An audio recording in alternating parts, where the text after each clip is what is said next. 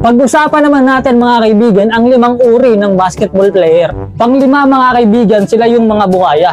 Bakit nga ba buhaya ang tawag sa kanila mga kaibigan? Simply because mga kaibigan, sila kasi mga kaibigan yung tipo ng tao mga kaibigan na kapag naglalaro ng basketball, ayaw mabasa ng bola. Pamilyar din ba kayo mga kaibigan sa ganitong klaseng kakampi mga kaibigan kapag naglalaro ng basketball? Sila ho mga kaibigan yung tipo ng tao mga kaibigan na gustong gusto palagi solohin yung laro. Sila ho mga kaibigan yung klase ng tao mga kaibigan na kahit 5v5 mga kaibigan yung laro, sila yung hindi mamamasa ng bola kasi wala siyang pake mga kaibigan kasi buhaya siya. Parang ganitong klase ng tao yung masarap batuhin ng bola Puta brad, 10 na yung tambak natin, mamasa ka naman ng bola. Hindi lang ikaw yung gusto maglaro. Sila din ho mga kaibigan yung tipo na tao mga kaibigan na kahit libre na mga kaibigan yung kakampi mo, hindi pa rin papasahan. Alam mo kung bakit? Kasi buhaya. Kasi mga kaibigan, kaya ayaw mamasa ng buhaya na yan kaibigan kasi gusto niya magmukhang magaling. Alam mo brad, hindi ka magaling. Magaling ka mang asar, ang sarap mo isabit sa ring. Hindi ka magaling brad ha, buhaya ka.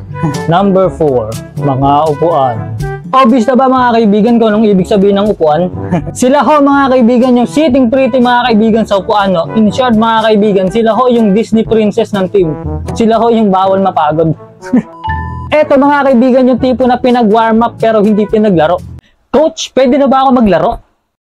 Sige iho, mamaya papapasukin kita. Mamahinga ka muna dyan sa upuan ha.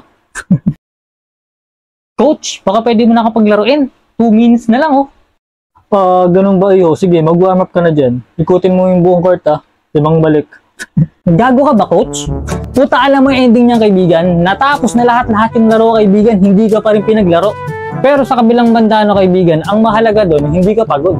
Number 3, Rukawa. Sila naman ho mga kaibigan yung tipo ng player mga kaibigan na kayang bumuhat ng laro. Na kahit gaano ka pa kabaw na kaibigan maglaro, yung mga malarukawa ho ang laro mga kaibigan, sila na ho mga kaibigan yung bahalang maglinis ng mga kinalat mo sa court. Sila ho mga kaibigan yung tipo ng tao mga kaibigan na ayaw na tatalo. Sila ho mga kaibigan yung tinatawag natin na competitive player. Na nasa mindset nila mga kaibigan na kahit sino mga kaibigan ay kaya nilang talunin. Kung fan ho kayo na slam dunk mga kaibigan, alam nyo na ho yung tinutukoy ko kung paano maglaro ang isang Rukawa. Na kahit gaano ka pakakalat maglaro mga kaibigan, si Rukawa ang bahala sa'yo.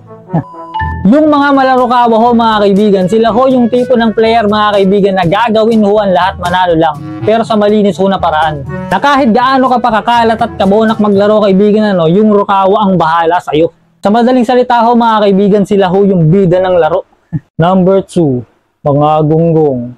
Siyempre mga kaibigan, kung may magaling, siyempre may bonak din. Etong mga gunggong naman na to mga kaibigan, sila naman yung kabaligtaran ng mga malarukawa. Etong mga gunggong naman na to mga kaibigan, sila naman ho mga kaibigan yung mga bonak at mahiling magdalat sa court.